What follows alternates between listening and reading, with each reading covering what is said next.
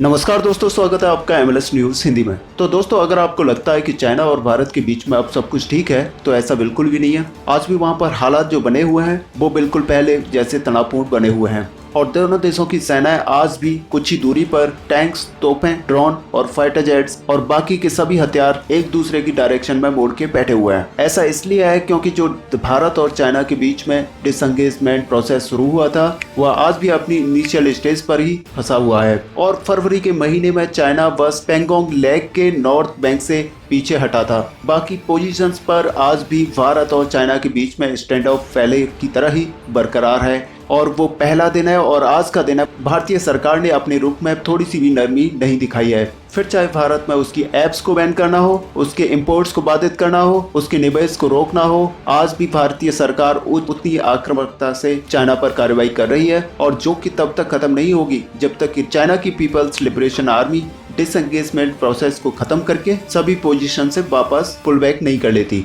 और ये चीज़ भारतीय सरकार लगातार अपने एक्शन से भी कन्वे कर रही है और तभी भारतीय सरकार चाइनीज कंपनियों को 5G ट्रायल से बाहर रखती है और made in China wifi modules वाली आइटम्स के इंपोर्ट को रोकना, इस संकट की घड़ी में भी चाइना की किसी भी प्रकार की मदद को स्वीकार नहीं करना। इन सब के बाद भारतीय सरकार ने अब एक और बड़ा कदम उठाया है। अमेरिका, रशिया, ब्रिटेन और फ्रांस समेत दुनिया के कई सारे देश हैरान हैं। दरअसल टाइम्स नाउ, द ट्रिब्यूट और कई सारे मीडिया हाउसेस के हवाले से ये रिपोर्ट आ रही है कि भारतीय सरकार की तरफ से चाइना और UN सिक्योरिटी को एक कड़ा संदेश देने के लिए UNSC के 14 सदस्यों की मीटिंग को भारतीय विदेश मंत्री एस शंकर साहब ने पिछले कल अहम मौके पर बाइकआउट कर दिया और रिपोर्ट के मुताबिक ये बहुत ही हाई प्रोफाइल मिनिस्ट्रियल लेवल की मीटिंग थी जिसमें आज के समय के UNSC काउंसिल के सभी परमानेंट और नॉन परमानेंट मेंबर के फॉरेन मिनिस्टर्स को मौजूद रहना था। और ये मीटिंग जो हो रही थी वो ऑनलाइन वर्चुअल मोड से हो रही थी। अब आप सोच रहे होंगे कि विदेश मंत्री एस जयशंकर साहब ने UNSC काउंसिल की इतनी क्रूशियल मीटिंग को आखिर क्यों वर्कआउट किया।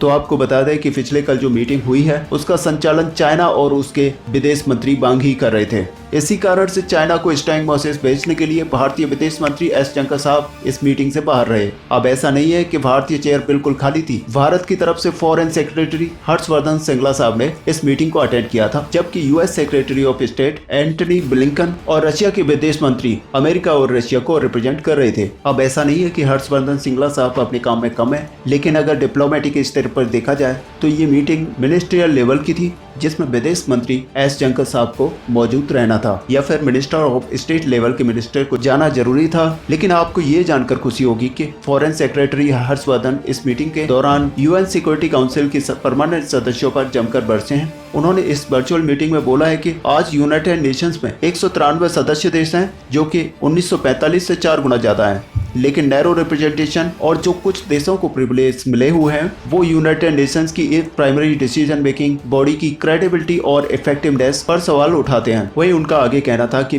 UNSC परमानेंट कैटेगरी में अफ्रीका की कोई भी रिप्रेजेंटेशन नहीं है, जबकि आमतौर पर अफ्रीका के कई सारे मुद्दों को यहाँ पर डिस्कस किया जाता है। उन्होंने पेंडेमिक के दौरान भारत के द्वारा 150 से ज्यादा देशों को कोविड-19 की वैक्सीन और फार्मास्यूटिकल और बाकी मेडिकल इक्विपमेंट भेजने के बारे में बताया और UN सिक्योरिटी काउंसिल की एक परमानेंट सदस्य के रूप में भारत की दावेदारी पेश की है। और वहीं उन्होंने अपने संबोधन में ये साफ कर दिया है कि अब तो UN सिक्योरिटी काउंसिल में रिफॉर्म लाने की जरूरत है। अब ऐसे में दोस्तों आपको क्या लगता है कि क्या सही समय है जब भारत को भी परमानेंट सीट हासिल होनी चाहिए? आप अपना व्यू कमेंट में लिखकर जरूर बताएं। साथ ही दोस्तों वीडियो को लाइक और शेयर करना ना भूलें। मिलते हैं नेक्स्ट वीडियो में, तब तक के लिए जय हिंद।